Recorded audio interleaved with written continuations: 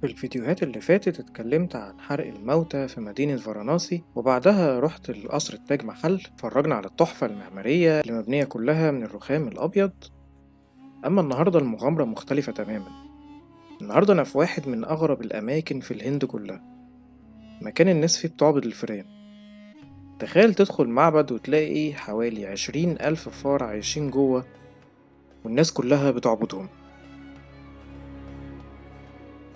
المعبد ده موجود في ولاية راجستان واسمه معبد كارني ماتا. الناس هنا مؤمنين إن الفيران دي أرواح أجدادهم اللي رجعت للحياة من جديد، والأسطورة بتحكي إن الإلهة كارني ماتا حاولت ترجع ابنها بعد ما مات، بس إله الموت عندهم رفض، فقررت إن كل أتباعها بعد ما يموتوا هيرجعوا يعيشوا على شكل فيران.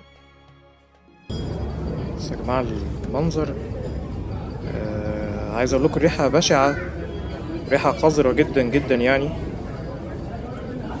الناس كلها هنا للأسف يعني هو مفيش حد خايف من الفيران خالص غيري تقريبا يعني. ف ده مش عارف الفار ده يعني انا شايفه من بدري مش عارف اعمى تقريبا ولا ايه.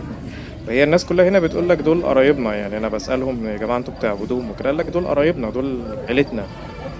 ان معتقدين ان كل قرايبهم وعيلتهم لما ماتوا اتبعثوا تاني على هيئه فيران في المعبد ده. عشان كده المعبد ده عندهم حاجه يعني مقدسه ومهمه جدا. سبحان الله ولا حول ولا قوه الا بالله.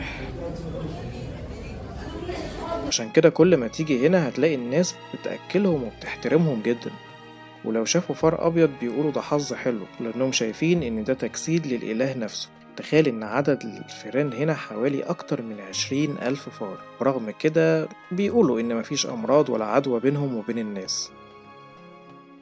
بصراحة وأنا ماشي جوه المعبد كنت مش مصدق إن في ناس لحد دلوقتي لسه مؤمنة بحاجة زي دي، وإحنا في 2025 لسه في ناس مؤمنة إنها تعبد فيران.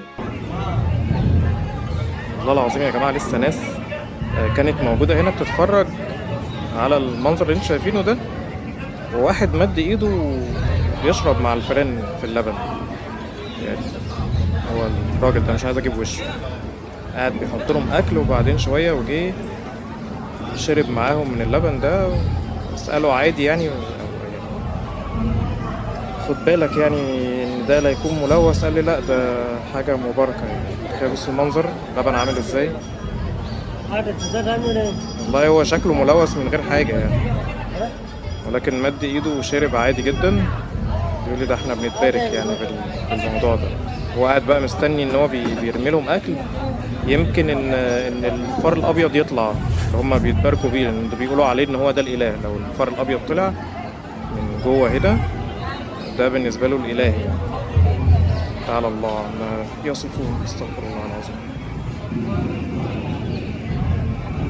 وناس بتسجد للفيران وبيقدموا لهم كمان قرابين علشان يتقربوا ليهم. اللحظة دي خلتني أحمد ربنا بجد على نعمة الإسلام، على إننا بنعبد رب واحد ما بنشركش بيه حاجة. من ساعة ما خرجت من المعبد وأنا بقول الحمد لله على النعمة دي اللي الناس كتير ممكن تكون مش حاسة بيها ولا بقيمتها.